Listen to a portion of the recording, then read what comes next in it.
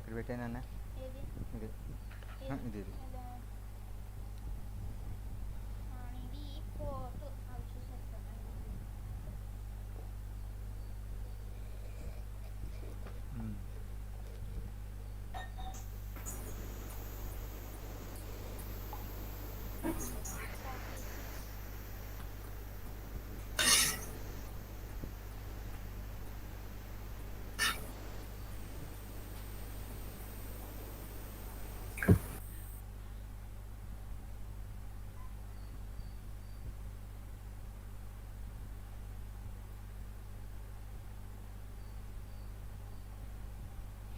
మరి అలా చూసుకుంటే దీనికి మళ్ళీ net speed తగ్గిపోతుందిరా.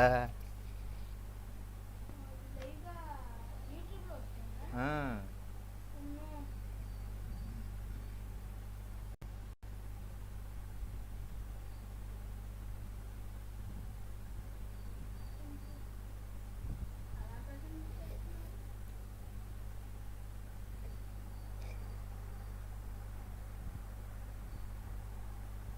Sir ready sir, ready ready. Okay sir, మీరు లెఫ్ట్ ద మీటింగ్ ట.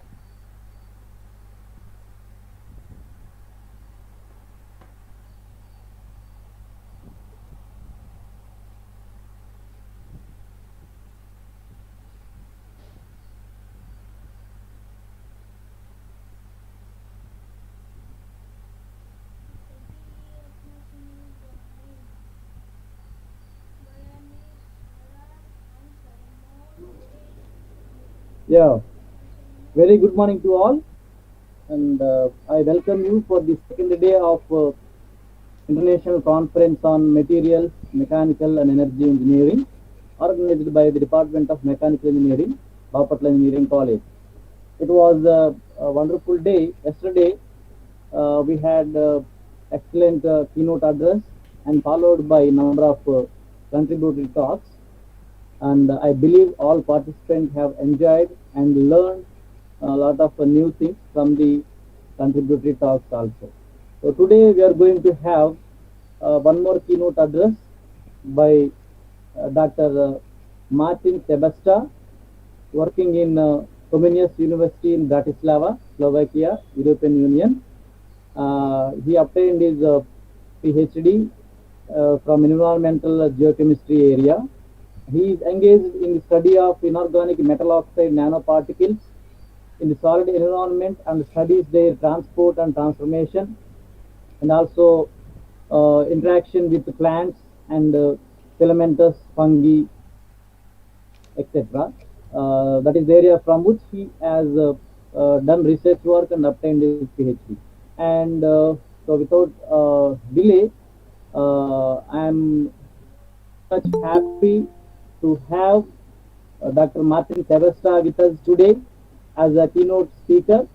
I welcome Dr. Martin Sebesta on behalf of ICMMEE, Bapatla Engineering College, and I hand over the session to Dr. Martin Sebesta for his informative and exploring talk. Hand over to Dr. Martin Sebesta. Thank you very much for having me, and I will start my presentation. Sorry, Dr. Martin Sebesta, we are unable to hear your voice. Can you please increase the voice, or can you check the microphone, your microphone? Okay, so you are not hearing me right now. Okay. My microphone should be fine, but I... Yes, it is fine now. Okay. Okay, so you hear me. Thank you very much.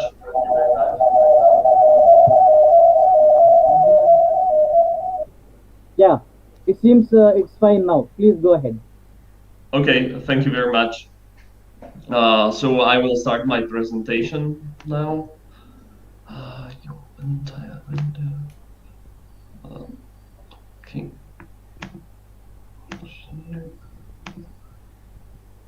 Let's play.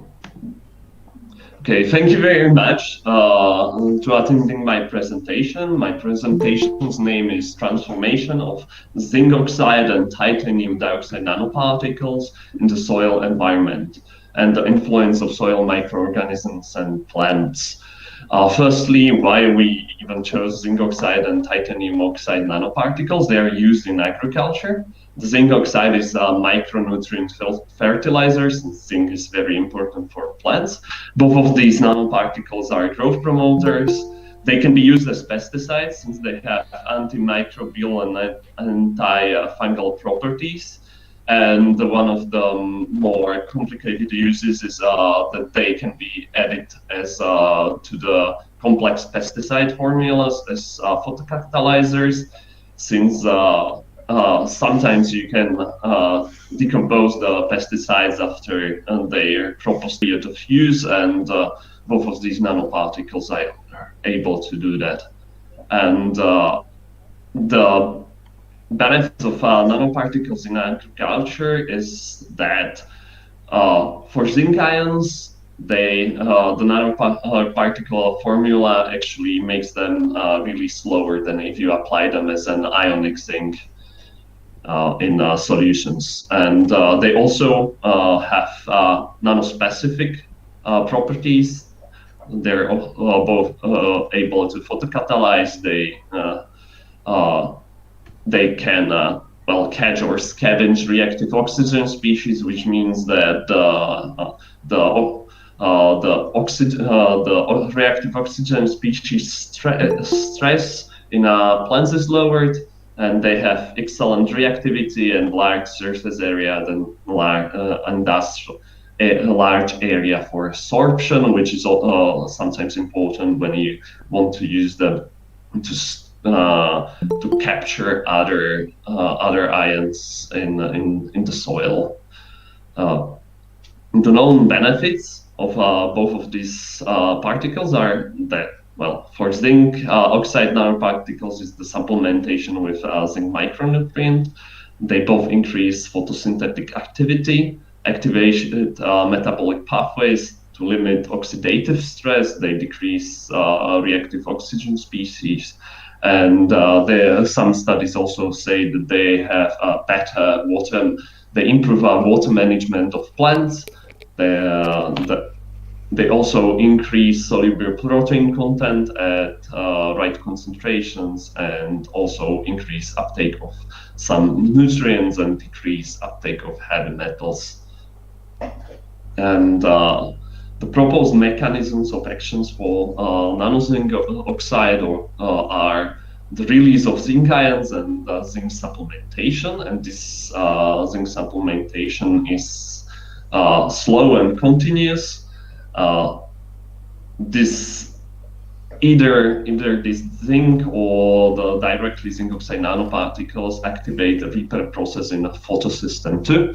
And thus they slow a chlorophyll degradation in chloroplasts, and when you apply them directly to soil, they are in competition with other heavy metals, so you can actually decrease the uptake of other heavy metals, and they can also absorb other heavy metals, and they stay in the soil and are not absorbed by the plant. And with titanium dioxide nanoparticles, their proposed mechanism is activation of photosystem 2. This is not something that is researched much, but this is the best proposition we have right now. And in this photosystem 2, after that, they enhance Hill reaction activity of chloroplast, which is also connected with creation of oxygen in plants. And also they activate rubisco carboxylase activity or increase it.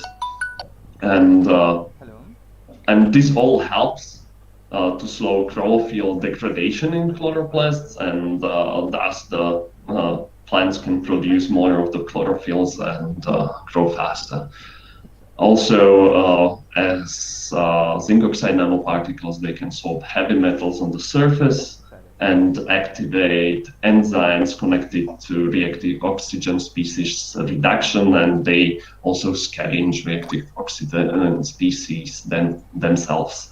And they increase nitrogen fixation enzyme activity, which is also important for growing of plants. And since I will be talking about how nanoparticles are transformed in the soils, you can see Aspergillus niger, this halo around him, which is a little bit of a darker color. That's zinc oxide nanoparticles, and as you can see, right around the fungus, it's able to dissolve them, and that's because they secrete extracellular metabolites. And these are the biomolecules that are excreted. There's a large variety of them, and mostly the plants and also soil microorganisms like fungi and bacteria, they use these biomolecules to solubilize some elements, so they are bioavailable for them, and these elements are needed on their reproduction and growth, and also at some points they can release some other molecules that immobilize elements at higher concentrations, so they are not toxic to these organisms. And some of these can actually biosynthesize nanoparticles, and maybe we'll have presentations about this too. And if they have such properties, therefore they should be able to transform nanoparticles in the soil, and this will be a presentation about what we have studied as such at my department, and these are just experiments that I will continue in the future, but they're promising. So first, both root exudates and exudates of fungi, they create a lot of organic acids, mostly it's oxalic acid, citric acid, and gluconic acid. And they also create other molecules such as sugars or carbohydrates, amino acids, and their derivates. One of the most important is melatonin, that's used in in a fight against the heavy metal toxicity, but it is also used in nanoparticles. Either change or protection from them by the plants and fungi. And now I will talk a little bit about zinc oxide nanoparticles transformation in the soil and about my research. So the nanoparticle transformation in soil can happen in many ways. They also, because of the conditions in soil, can be transformed inorganically, and the most common ways they transform, and they form oxides or oxyhydroxides with iron and manganese, but they also form zinc phosphates. Zinc oxalates are the oxalates that are produced biologically, and they're sometimes transformed into zinc carbonates, but these are also other solutions. These are also other elements that you can find, and actually most of the zinc is probably bound to soil organic matter or some. And I will mostly talk about the zinc oxalate now. So we tried to just simulate how fungi and their extrametabolite exudates form zinc oxalate from zinc oxide nanoparticles, and for that, for 3 days we grown the